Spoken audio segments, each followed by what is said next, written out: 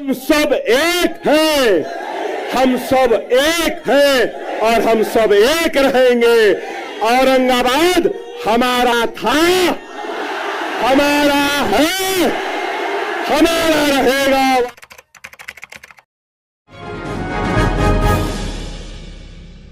अस्सलाम वालेकुम, आदाब, नमस्कार। परभनी न्यूज महानगर में आपके साथ शेख इफ्तिखार।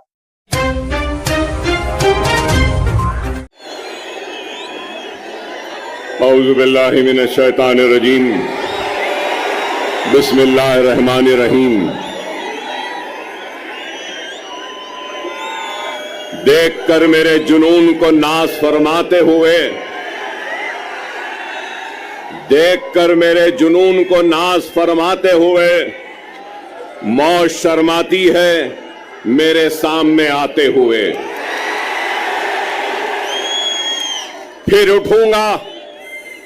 फिर उठूंगा अबर की मानन, बल खाता हुआ, घूमता फिरता, गरजता गूंजता गाता हुआ, वलवलों से बरख की मानन लहराता हुआ, मौत के साए में रहकर मौत पर छाया हुआ, मौत के साए में रहकर मौत पर छाया हुआ। काम है मेरा तगय्युर, नाम है मेरा शबाब, मेरा नारा इत्तेहाद इत्तेहाद इत्तेहाद। ये जोश मलियाबादी के गजल के अशार हैं और जोश साहब से माफी मांगता हूं कि इसमें मैंने कुछ तरमीम की है। और तरमीम कहां की है कि काम है मेरा तगय्युर, नाम है मेरा शबाब, मेरा नारा इनकलाब इनकलाब इनकलाब।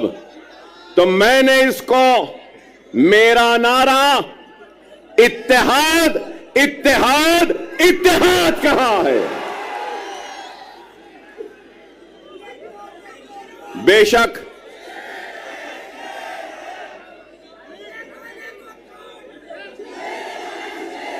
माफ करना, मुझे यह नारा पसंद नहीं। मैं शेर नहीं हूं,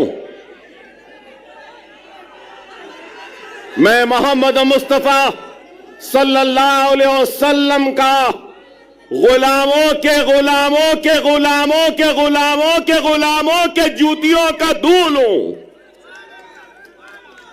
मैं शेर ना हूं, ना मुझे शेर बनना है। 10 साल पहले भी अगर महाराष्ट्र का रुख किया था तो आपको शेर बनाने के लिए रुख किया था। क्या शेर बनना है? शेर बनना है आसान सा है। नमाज के पाबंद बन जाओ, कुरान को तर्जुमे से पढ़ो, सुन्नते रसूलुल्लाह को अपने जिंदगी का हिस्सा बना लो, यतीमों के सर पर हाथ रखो, बेवाओं की मदद करो, जुल्म के खिलाफ आवाज बुलंद करो और दुनिया तुम्हें शेर कह के पुकारेगी। आसान 10 साल पहले भी अगर आपके दरमियान में आया था तो इत्तेहाद के पैगाम को लेकर आया था। उस इत्तेहाद के जरिए नाइंसाफियों को इंसाफ में बदलना चाहता था, हक तलफी को हक में तब्दील करना चाहता था, नाइंसाफी को इंसाफ में बदलना चाहता था और हमारे वजूद के जरिए हमको खत्म करने वालों को यह पैगाम देना चाहता था कि यह मुल्क जितना माथे पे तिलक लगाने वाले का है, सर पे पगड़ी बांधने वाले का है, उतना ही यह मुल्क चेहरे पे दाढ़ी रखने और सर पे टोपी पहनने वाले का भी है। यही पैगाम था और यही कोशिश थी जिसको लेकर हम आगे बढ़े थे 2014 में। और उस 2014 में महाराष्ट्र के 18,000 किलोमीटर का फासला मैंने अपनी गाड़ी में तय किया था, अपनी जान को हथेली में रखकर। डराया गया, धमकाया गया, लेकिन न डरे न घबराए, बेखौफ होकर बेबाकी के साथ इज़ारे हक को बयान किया और सिर्फ आपसे अगर इल्तिजा की, आपसे दरखास्त की और आपसे अगर गुजारिश की तो सिर्फ और सिर्फ इत्तेहाद, इत्तेहाद और इत्तेहाद कहा। मैं ये भी याद दिलाऊं कि अकबरुद्दीन ओवैसी 10 साल पहले भी अगर आया था तो इत्तेहाद के लिए आवाज को उठाई थी, दरखास्त की थी, तो अपने इस शेरवानी के दामन को फैलाकर अपने कलमगो भाइयों के सामने एक इत्तेहाद का भिखारी बनकर अपनी शेरवानी के इस टुकड़े को आगे बढ़ाया था और यही कहा था कि ये इत्तेहाद का भिखारी आया है, तुम अपने इत्तेहाद की खैरात मेरे दामन में डाल दो।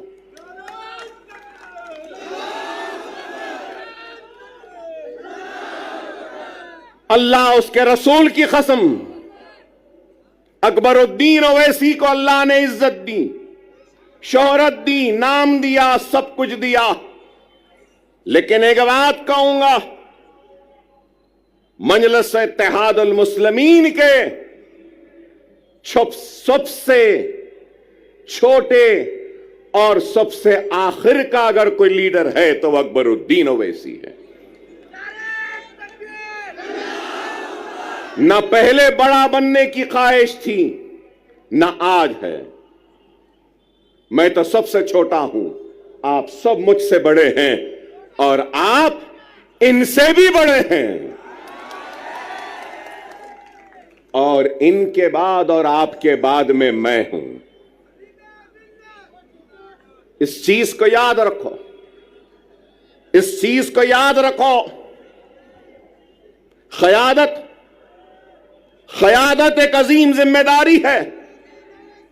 क़यादत एक अजीम जिम्मेदारी है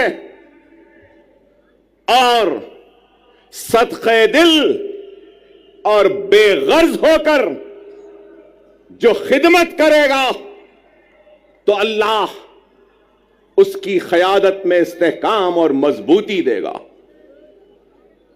क्योंकि मुझे मेरे वालिद और सालारी मिल्लत ने मुझसे कहा, क़यादत आसान नहीं, अगर क़यादत करना है तो बेगर्ज बन जाओ, तो जब गर्ज वाले की तकलीफ का एहसास होगा, जब तुम्हारी क़यादत में गर्ज आ जाएगा तो फिर वह क़यादत मजबूत नहीं हो सकती। खुदारा इस बात को समझो, मिल्लत की फलाह व बहबूद, मिल्लत की तरक्की, मिल्लत की खुशहाली के लिए अपने जात की खुशियों की कुर्बानी देनी होगी। अगर क़यादत करने का अगर किसी को ज़ौक़ है या शौक़ है, बगैर किसी लालच, बगैर किसी मफाद से अगर कोई आगे बढ़ता है तो अल्लाह सुब्हानहू व तआला उसको कामयाबी व कामरानी अता करता। अगर आज मैं यहां खड़ा हूं तो लोग समझेंगे कि 10 बरस बाद अकबरुद्दीन ओवैसी यहां आया है, तो याद दिलाना चाहता हूं 10 बरस पहले इम्तियाज जलील नहीं थे, 10 बरस पहले वारिस पठान नहीं थे, 10 बरस पहले हमारे मालेगांव के एमएलए साहब नहीं थे, मुफ्ती साहब नहीं थे, 10 बरस पहले हमारे धुलिया के एमएलए नहीं थे। अरे मैं क़यादत बनाने आया था, क़यादत बनी, महाराष्ट्र की बागोदौड़ इन जिम्मेदार हाथों के हवाले किया और इन जिम्मेदार हाथों ने इस क़यादत को आगे बढ़ाने की, ले जाने की बड़ी ही ईमानदारी के साथ, पूरे खुलूस के साथ कोशिश की बैरिस्टर असदुद्दीन ओवैसी साहब की क़यादत में। और आज 10 बरस बाद अगर आया हूं तो इस क़यादत को मजबूत करते हुए, इनको आगे बढ़ाकर इनके पीछे मजलिस के झंडे को थामने के लिए आया हूं। अकबरुद्दीन ओवैसी को कभी किसी चीज की ख्वाहिश व हसरत नहीं, हर वक्त यही पैगाम वो दावत देता रहा, आज भी दे रहा हूं। आपकी सरजमीन से आओ, काबिल नौजवानों से दरखास्त है, नेक लोगों से दरखास्त है, वुकलाओं से, डॉक्टरों से, इंजीनियर से, मिल्लत का दर्द रखने वालों से इल्तिजा है, आओ, जज्बे को लेकर आओ, दियानत के साथ आओ, इखलास के साथ आओ, खुलूस के साथ आओ। मैं अपनी कुर्सी पर तुमको बिठाऊंगा और तुम्हारे कदमों के पास खुद बैठ जाऊंगा। जमाती जिंदगी में शख्सियतों की अहमियत नहीं होती, याद रखो।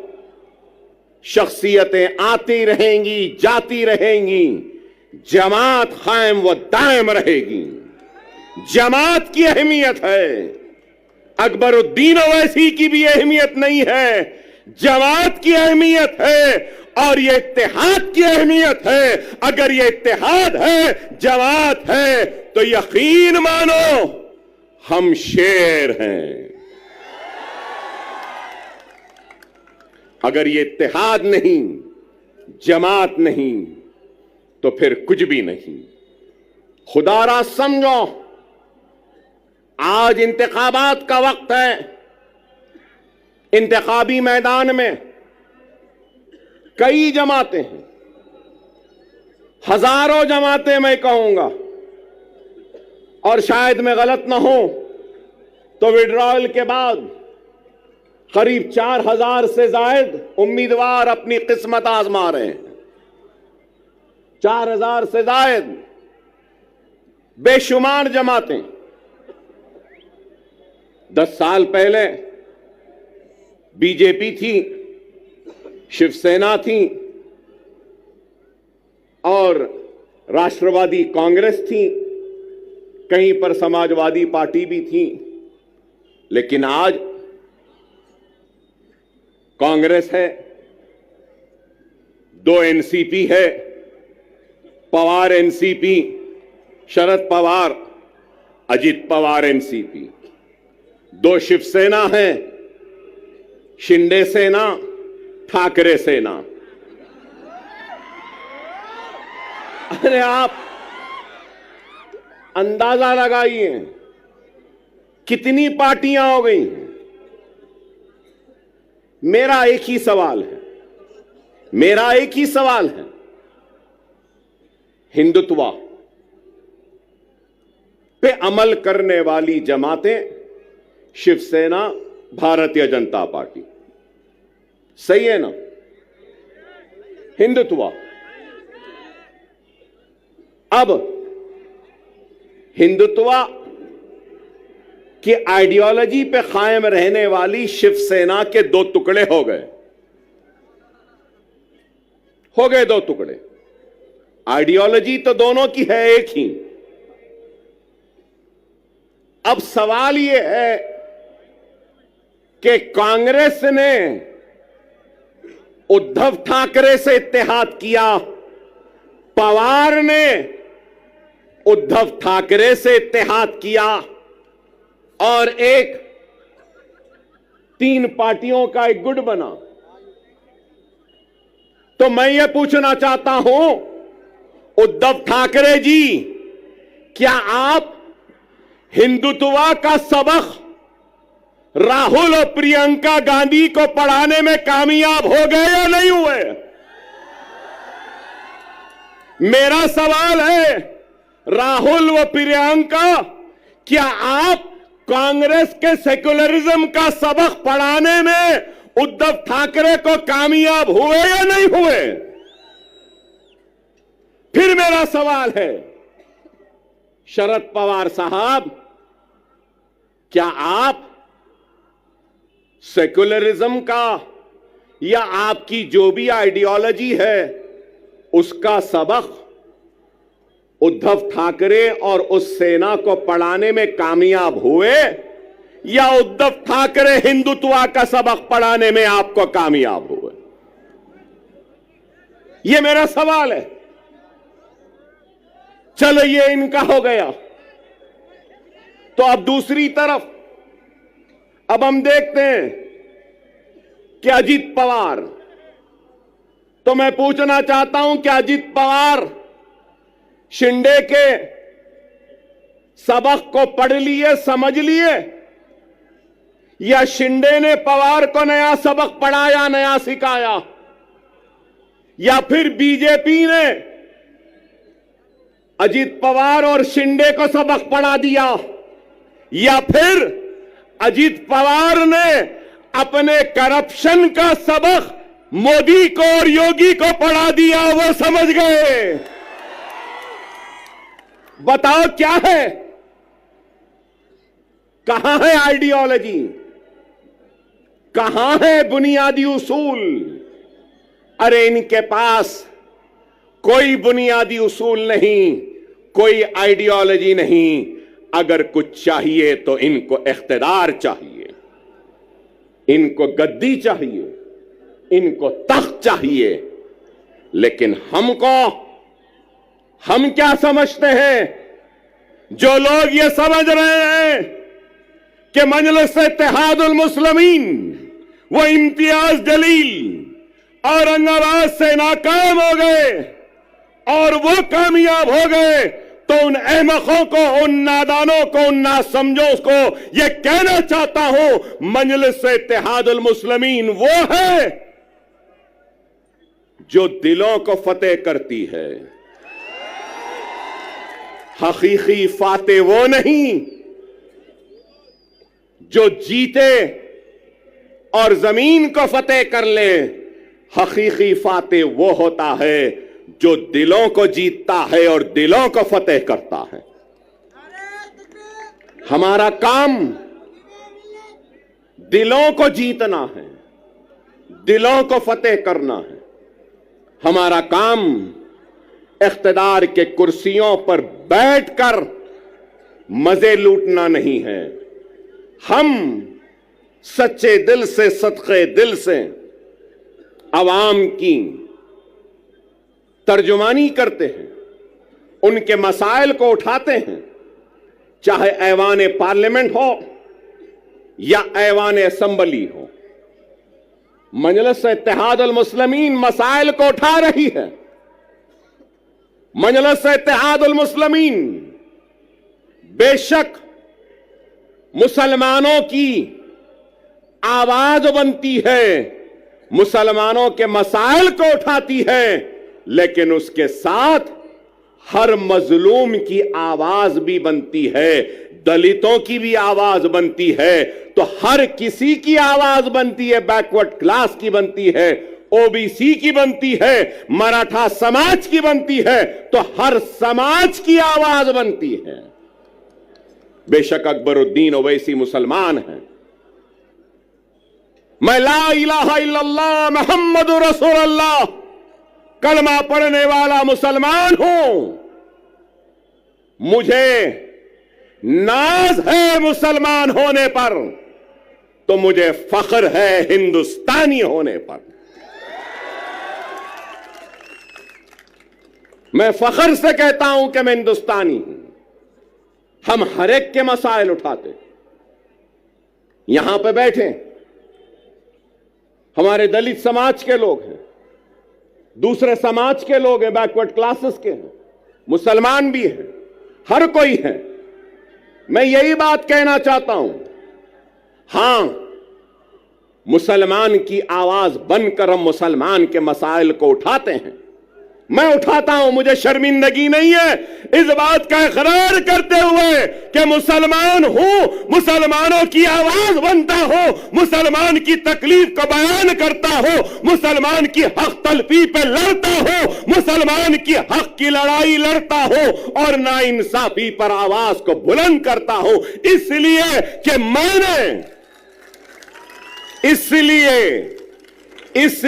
कि मैंने दस्तूर पर हल्फ लिया है, बहैसियत रुकने असेंबली अवामी नुमाइंदे मेरी जिम्मेदारी है कि मैं सबसे पीछे वाले को आगे लाऊं, पिछड़े हुए को ताकत दूं, कमजोर को खुवत दूं और जो आखिरी में है उसको आगे बढ़ाऊं।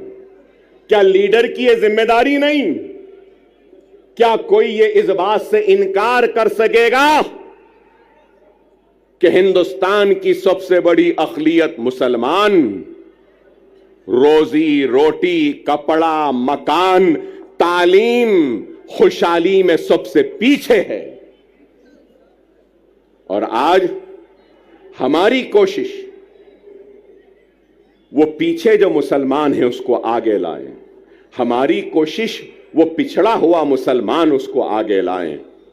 अल्लाह उसके रसूल की कसम, जब मुसलमान आगे आ जाएगा तो अगर पीछे ब्राह्मण रहेगा तो उस ब्राह्मण को भी आगे लाने का काम हम करेंगे, क्योंकि हमने दस्तूर पे हलफ लिया है पिछड़ों को, कमजोरों को आगे बढ़ाना हमारी जिम्मेदारी है। ये हमारी सोच है। लेकिन हमारी सोच को मीडिया हाउसेस, अभी इम्तियाज जलील साहब ने मुझसे कहा कि इनके साथ साथ वो आपके दोस्त आए हैं, तो ये हमारे दोस्त हमको बताते हैं कि हम कम्युनल हैं, हमको बताते हैं कि हम भड़काऊ भाषण देते हैं। भड़काऊ नहीं देते, हम हक बयान करते हैं। वो अलग बात है कि हमारी हक बयानी का जवाब इनके पास नहीं होता तो उसको भड़काऊ बना देते हैं।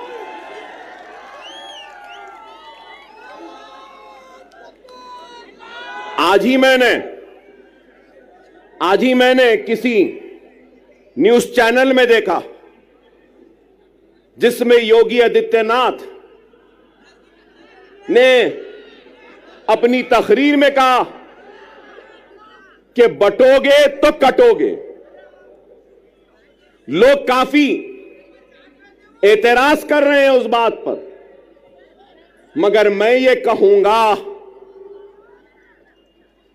बीफ के नाम पर, मॉब लिंचिंग के नाम पर, घर वापसी के नाम पर, सर पे टोपी पहनने के नाम पर, दाढ़ी पालने के नाम पर जो तुम काट रहे हो, क्या ये तुम्हारी नफरत हिंदुस्तान के सबसे बड़ी अक़लियत से, क्या ये मुल्क को कमजोर नहीं कर रही है?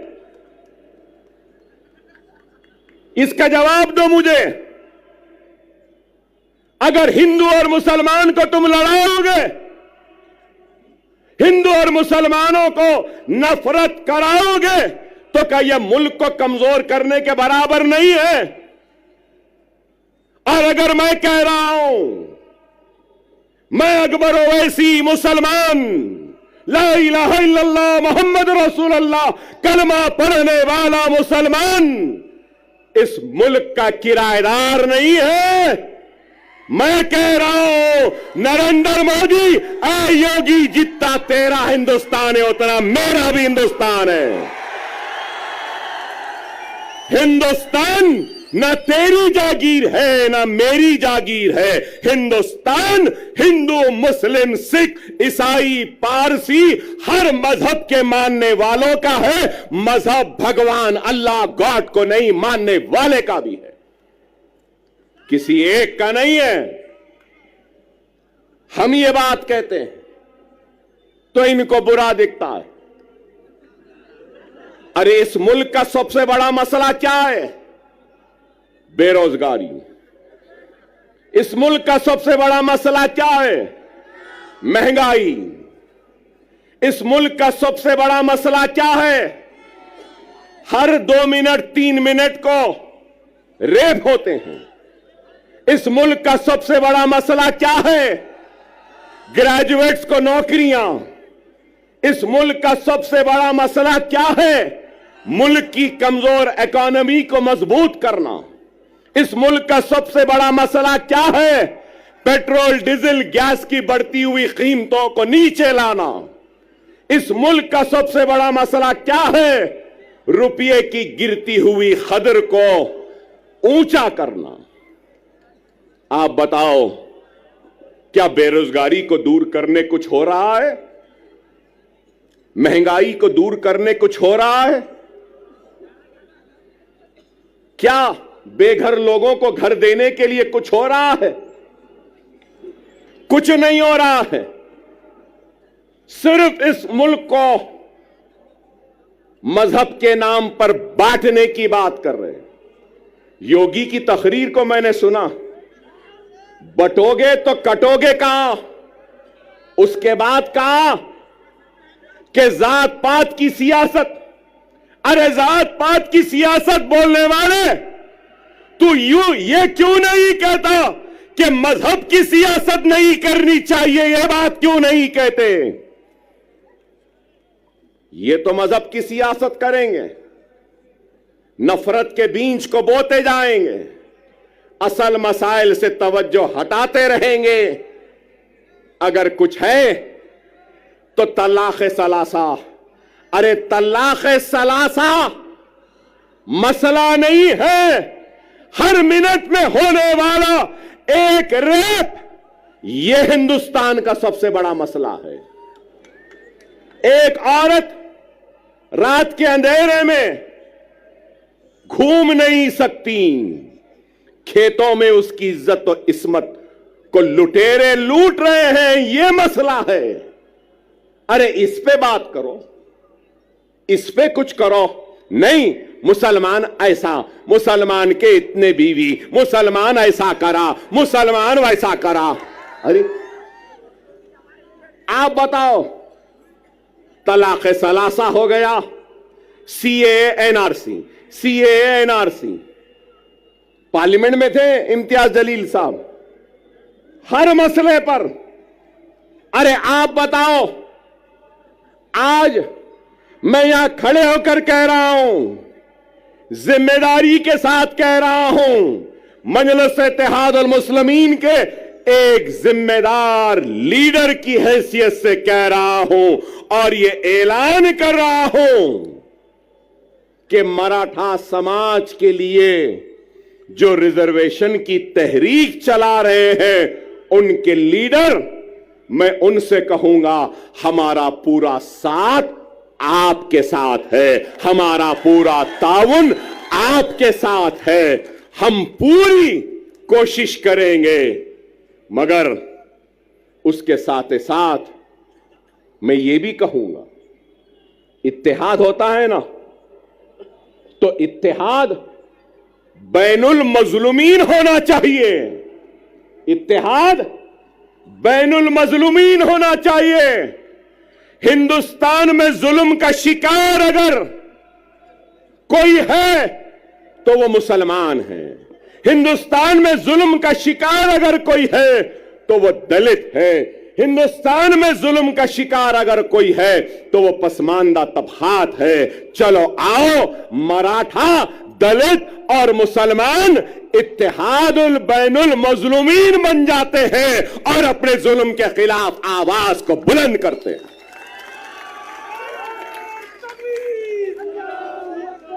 मगर मेरी बात खत्म नहीं हुई।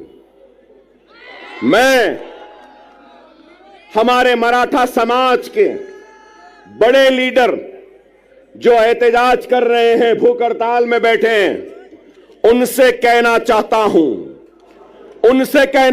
हूं, सिर्फ जरंगे पाटिल साहब से सिर्फ मराठा समाज पिछड़ा हुआ नहीं है, पूरा मराठवाड़ा भी पिछड़ा हुआ है। क्या मराठवाड़ा पिछड़ा हुआ नहीं है? क्या मराठवाड़ा का हिस्सा पूरा सबसे पीछे नहीं है?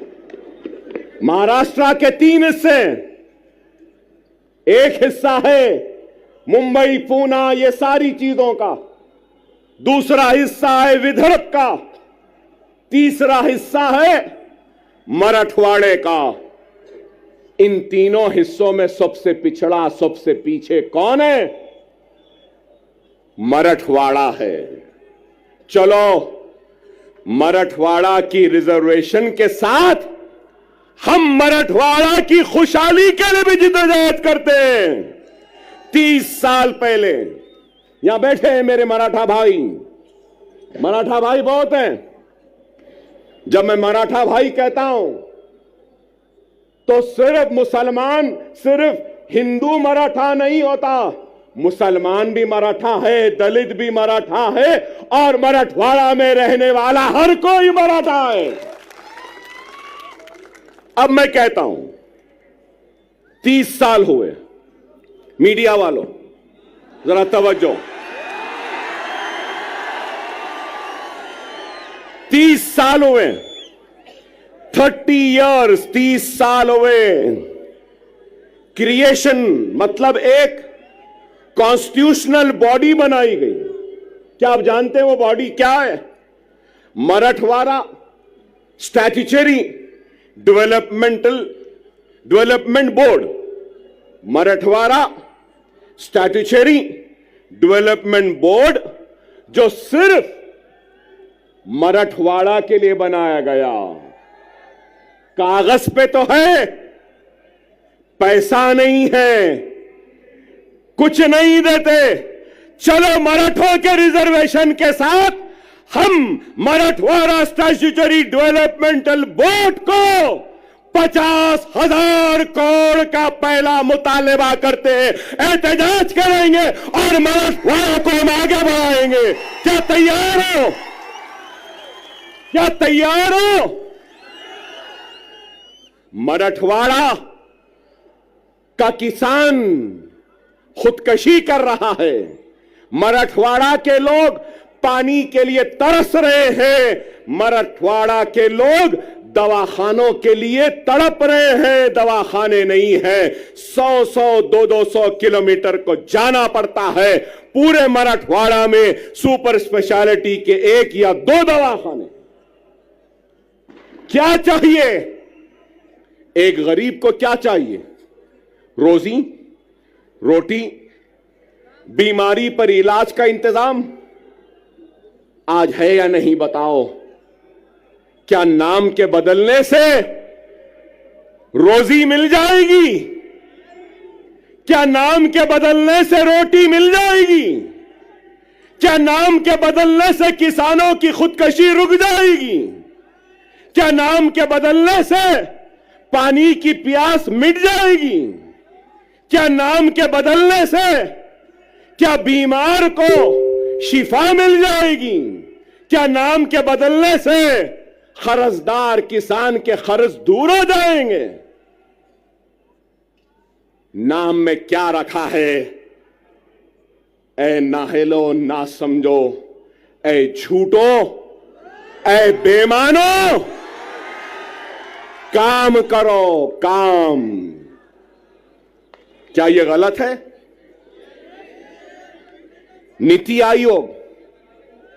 नीति आयोग की रिपोर्ट उठाकर देख लीजिए मीडिया वालों।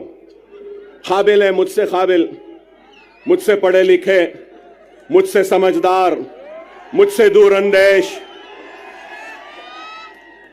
मुझसे ज्यादा सोच फिक्र करने वाले, और मैं तो खुला कह रहा हूं, मोदी और योगी का मैं तो दुश्मन हूं, शायद आप उनके दोस्त हैं। बताओ, उनको जाकर बोलो। नीति आयोग क्या कह रहा है? नीति आयोग की लेटेस्ट रिपोर्ट कह रही है, मेरे मराठा भाइयों, कि सबसे पिछड़ा हुआ जीएसडीपी कम है, रोजाना की कमाई, पानी नहीं मिल रहा है, बीमारी के लिए तड़प रहे हैं। नीति आयोग कह रहा है कि वो मराठवाड़ा का रीजन है। मैं इम्तियाज जलील साहब से भी कहूंगा, सीमांचल की तरक्की के लिए मजलिस लड़ रही है। आप पार्लियामेंट में थे तो आप भी लड़े, अब आप आओ, मैं भी आपके साथ हूं। हम मराठवाड़ा की खुशहाली व तरक्की के लिए लड़ेंगे। हम मराठों का साथ में लेंगे, मुसलमानों को लेंगे, हिंदुओं को लेंगे, मराठों को लेंगे, दलितों को लेंगे, एससीओ को लेंगे, एसटी को लेंगे, सबको लेंगे, और मराठों और मराठवाड़ा के लिए हम लड़ेंगे। क्या मेरी बात से आप राजी हैं? राजी हैं? मेरी बात सही है? सही है तो नारे तकबीर, नारे तकबीर, नारे तकबीर। मराठा चीफ मिनिस्टर नहीं चाहिए, मराठवाड़ा में पानी चाहिए। मराठा मिनिस्टर नहीं चाहिए, मराठों को नौकरियां चाहिए। मराठा वो क्या कहते हैं, guardian minister, Maratha guardian minister नहीं चाहिए। मराठों और मराठवाड़ा को उसका हक चाहिए। ये हम चाहते हैं, ये हमारी सोच है, ये हमारी फिक्र है। मैंने आपसे पहले भी कहा कि क्या उद्धव ठाकरे अपना सबक पढ़ाने में कामयाब हो गए, या नेहरू गांधी खानदान अपना सबक पढ़ाने में कामयाब हो गए? मेरी इस बात को याद रख लो, अपने वोट की अहमियत को समझो। यहां मौजूद सारे लोगों से कहूंगा कि जमहूरियत के जश्न, ये इलेक्शन में तुम्हारी सबसे बड़ी अगर कोई ताकत है तो याद रखो, वो तुम्हारा वोट है। वोट का सही इस्तेमाल करो। अगर वोट का गलत इस्तेमाल करोगे तो नहीं मालूम कौन तुम्हारे वोट को ले जाकर हिंदुत्व के दामन में, उनके कदमों में डाल देगा। क्या गारंटी है? पूरी गारंटियों का दौर चल रहा है।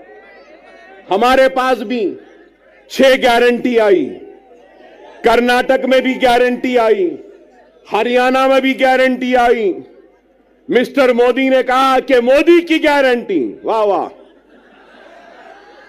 ठीक है भाई, वहां भी गारंटी, यहां भी गारंटी, इनकी भी गारंटी, उनकी भी गारंटी, चाय वाले की भी गारंटी। गारंटी तो है। लेकिन ये गारंटी है ना, ये यहां मौजूद ये लोगों का सवाल है, क्या शरद पवार गारंटी देंगे कि इलेक्शन के बाद आप मोदी के साथ नहीं जाएंगे? देंगे? क्या अजीत पवार साहब आप गारंटी देंगे कि इलेक्शन के बाद आप शरद पवार के पास दोबारा वापस नहीं जाएंगे? क्या उद्धव ठाकरे आप गारंटी देंगे कि इलेक्शन के बाद आप फिर चाय वाले के पास चाय की प्याली लेके नहीं जाएंगे? क्या शिंदे गारंटी देंगे कि इलेक्शन के बाद वो ठाकरे के पास दोबारा नहीं जाएंगे? नेहरू और गांधी क्या इस बात की गारंटी देंगे कि वो कभी भी बीजेपी और मोदी के साथ नहीं जाएंगे, हिंदुत्व के साथ नहीं जाएंगे? अरे आज कांग्रेस का शिवसेना के साथ इत्तेहाद करना यह है, इस बात को बोलना है, इस बात को तस्लीम करना है कि हम हिंदू हैं, हिंदुत्व पॉलिटिक्स हम में है और हम हिंदुत्व पॉलिटिक्स को कबूल करते हैं। डायरेक्टली तो कबूल नहीं किए, इनडायरेक्टली कबूल कर लिए। कोई ऐसा खाता है तो कांग्रेस ऐसा खा रही है। यही है, यही है। समझो मेरी इस बात को। सियासी इस शोर-ओ-गुल में तुम्हारी आवाज गुम गई है। हर किसी की आवाज है। राव की आवाज है, रेड्डी की आवाज है, पाटिल की आवाज है, पटेल की आवाज है, गांधी की आवाज है, पवार की आवाज है, हर किसी की आवाज है। अगर आवाज नहीं है तो ला इलाहा इल्लल्लाह मुहम्मदुर रसूलुल्लाह कलमा पढ़ने वाले की आवाज नहीं है। और मैं इस सियासी शोर-ओ-गुल में नारे तकबीर अल्लाह अकबर की आवाज को फिजाओं में गुंजाने के लिए, जोरदार नारा लगाने के लिए आया हूं। अपनी जात के लिए नहीं आया हूं। मैं तुम्हारी इज्जत के लिए आया हूं, तुम्हारे वक़ार के लिए आया हूं, तुम्हारे वजूद का एहसास दिलाने के लिए आया हूं कि हम जिंदा हैं, हम मुर्दा कौम नहीं है। तुम जिंदा कौम हो। अगर तुम जिंदा कौम हो तो उठो, उठो, एक मरकज़े सियासी पे जमा हो जाओ। उठो और एक हो जाओ। अगर तुम एक नहीं होंगे तो याद रख लो तुम्हारा वजूद खतरे में है। यही जोश, यही वलवला, यही उठना 20 तारीख के दिन है। उठोगे ना? उठोगे ना?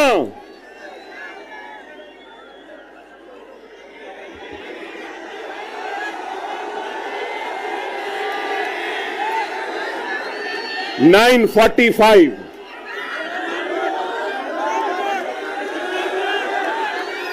9:45 कैंपेनिंग का टाइम 10 बजे। अभी 15 मिनट बाकी है।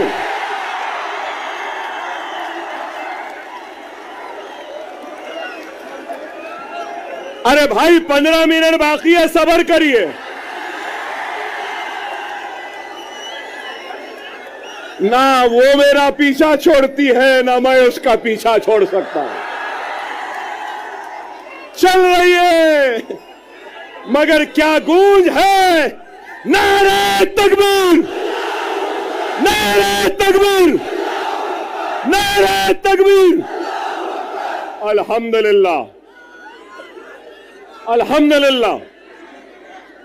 खुदारा मेरी बात को समझो, वक्त नाजुक है। हमारा सबसे अव्वलीन फरीजा क्या है? क्या है? महाराष्ट्र में बीजेपी और शिंदे सेना और अजीत पवार के हुकूमत को शिकस्त देना, हराना है। उसके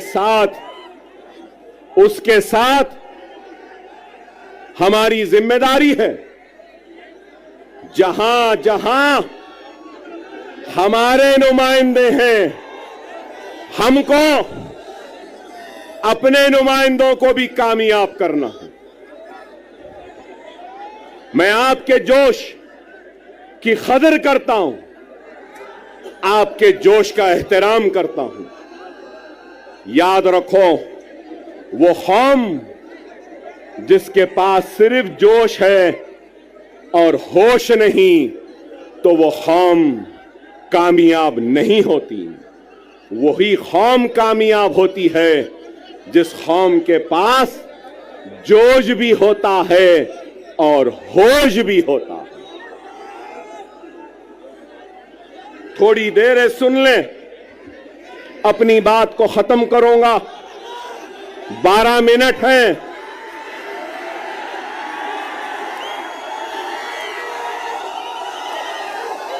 सब्र से सुने, वक्त नाजुक है। मेरा पैगाम है तुमसे कि हिंदुस्तान के तुम किराएदार नहीं, तुम हिंदुस्तान के बराबर के शहरी हो और तुम्हारे हक की लड़ाई लड़ने के लिए आया हो। तुम्हारा ताउन चाहिए, तुम्हारी दुआएं चाहिए, तुम्हारा साथ चाहिए, तुम्हारा जोश साथ चाहिए, तुम्हारा होश चाहिए। क्या ताउन दोगे? क्या तुम्हारी ताकत दोगे? क्या तुम्हारा इत्तेहाद दोगे? अगर मैं आज इस आवाम से इत्तेहाद की अपील कर रहा हूं, तो मजलिस इत्तेहाद अल मुस्लिमीन से किसी भी वजह से दूर होने वाले हर फर्द, हर मर्द, हर खवातीन, हर कायद से अपील करता हूं कि आओ, इस जमात में आ जाओ, वापिस आ जाओ। ये जमात तुम्हारी भी है, ये तुम्हारी थी, आओ।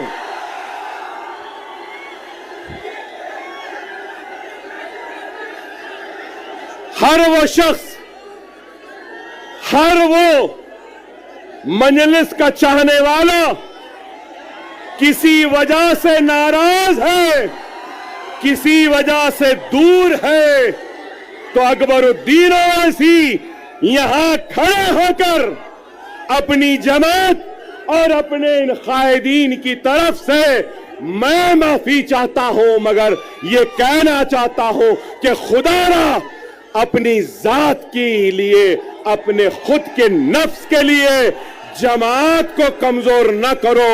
मैं नहीं रहूंगा, तुम नहीं रहोगे, लेकिन जमात कायम व दायम रहेगी। खुदारा, खुदारा आओ, हम अपने कुर्सियां तुमको देने तैयार। बहुत से उलमा, मशाइखीन, वुकला, डॉक्टर्स, इंजीनियर, रोजमर्रा की मजदूरी करने वाला एक मजदूर या कोई भी मेरा भाई, कलमगो भाई जो मुझसे नाराज है, मैं उससे अपील करता हूं कि आ जाओ। ये वक्त है, ये वक्त है 2 मिनट की खामोशी।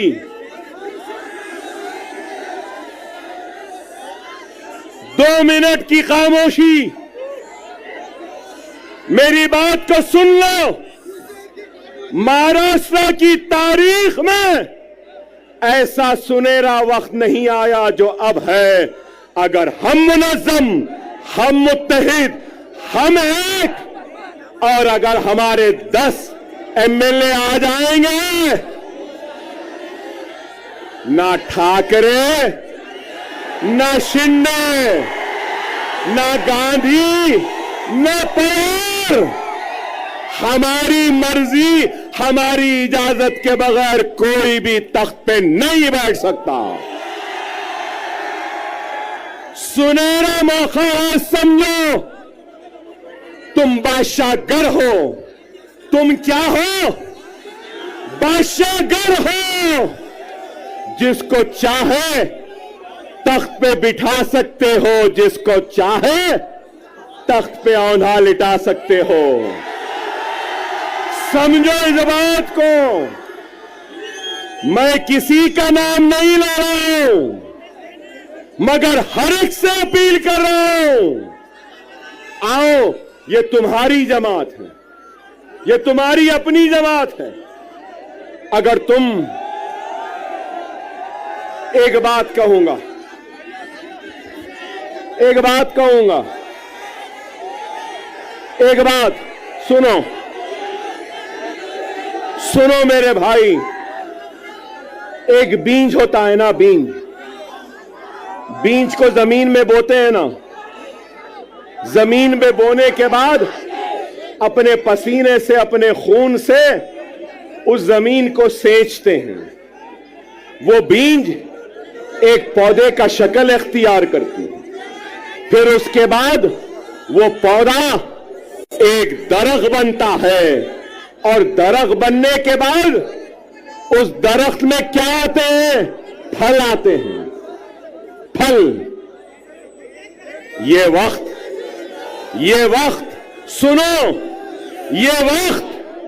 सुनो, हमने बीज बोया, खून पसीने से सेंचा जमीन को, पौधा आया, झाड़ लगे, और वो झाड़ में आज फल है। ये फल खाने का वक्त है, फलदार दरख्त को काटने का वक्त नहीं है। खुदा इस बात को समझो। मेरे उलमा ये बात को समझिए, मेरे मशाइख इस बात को समझिए, मेरे डॉक्टर साहिबीन इस बात को समझिए, मेरे वुकला साहिबीन समझिए, मेरे गरीब मुसलमान भाइयों इस बात को समझो। ये फल खाने का वक्त है, फलदार दरख्त को काटने का वक्त नहीं है। खुदारा एक हो जाओ। आपका जोश, आपकी बेचैनी है, नहीं तो बहुत सोच के आया था, जरा चाय भी बोलूंगा, चाय वाले को भी बोलूंगा, मगर आप बोलने नहीं दिए। लेकिन ये जरूर है, अभी इम्तियाज जलील साहब बोले ना, अभी इम्तियाज जलील साहब बोले योगी आने वाला है।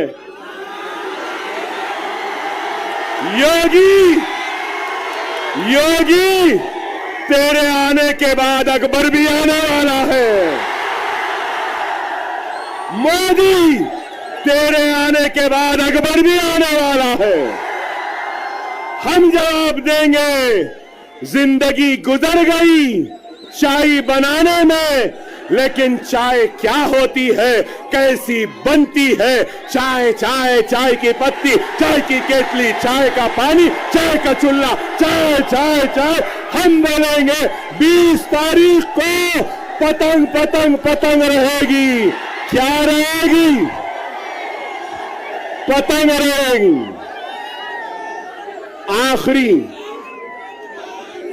आखिरी अहम बात 10 साल के बाद आया था, अल्हम्दुलिल्लाह जोश तो आज भी है बाकी। 10 साल बाद आया, लेकिन वलवला आज भी बाकी है।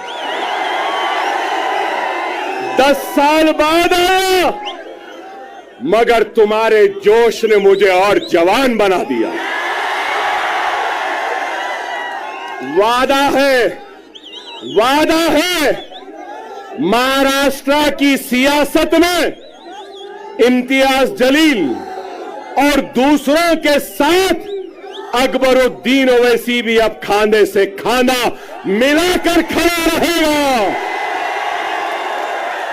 औरंगाबाद हो, नांदेड़ हो, उस्मानाबाद हो, या शोलापुर हो, या मुंबई हो, अब अकबरुद्दीन ओवैसी आता रहेगा, जाता रहेगा, हर ओर पर नजर डालेगा।